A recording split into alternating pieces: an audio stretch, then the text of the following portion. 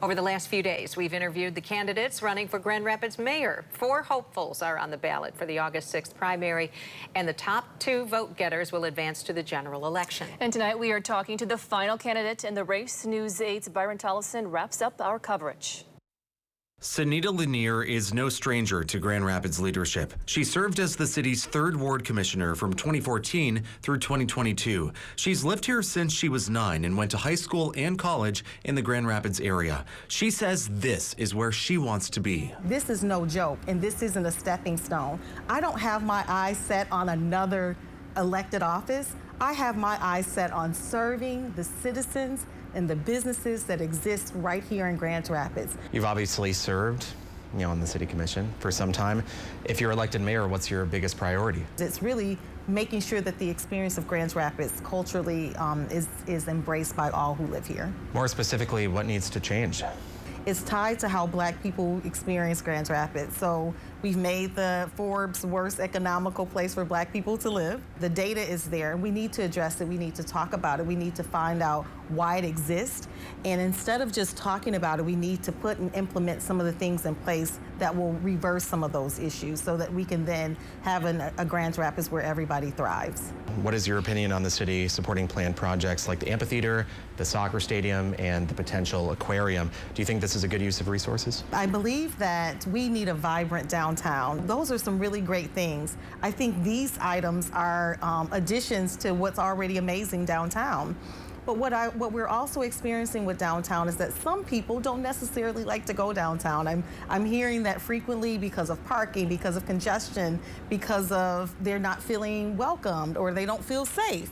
But we can't forget what's happening in our local neighborhoods. Those business districts deserve to have just as booming of a business district and thriving entertainment happening at the local level as well and in those neighborhoods as well. And so what I'd like to do is continue some of the work to bridge what's happening downtown into the neighborhoods so they can be destination locations too. We then asked Lenear whether she supports a proposal on the August ballot asking Kent County voters to raise the hotel tax by 3% to help fund these projects. Absolutely, and you know why? Because it's not necessarily being paid for by the citizens, and so I think that that's a value add. The cost of parking, it has risen over the last few years, continuing to rise.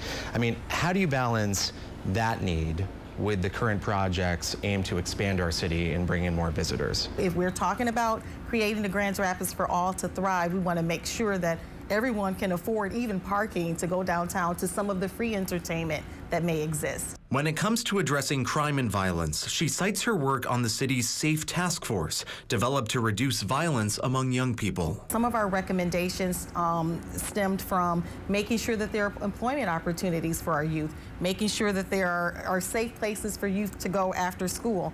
In addition to that, education is another component. Children who act out in violent ways in schools, you can start peeling back and get to the root problem, and it really is tied to academics. She says a neighborhood policing model would help improve the community's relationship with the police department, having the same officers assigned to the same neighborhoods. I think most importantly, it really is about having conversations, getting out of vehicles, walking beats, engaging with people engaging with officers. She also wants more representation on the force. We have diversified the police force with more women. We have seen that there have been people of color who have applied, but we also know that there are gaps there, and we need to increase the number of people of color who are applying to the police force. In closing, what's your pitch to someone to vote for you? Well, again, I'm Senita Lenear, and I have served this city faithfully. What you get from Senita is someone who's dedicated and committed. And I show up ready to embrace what others have to say to make whatever the solutions are the best. The primary election is Tuesday, August 6th. In Grand Rapids, Byron Tollefson, News 8.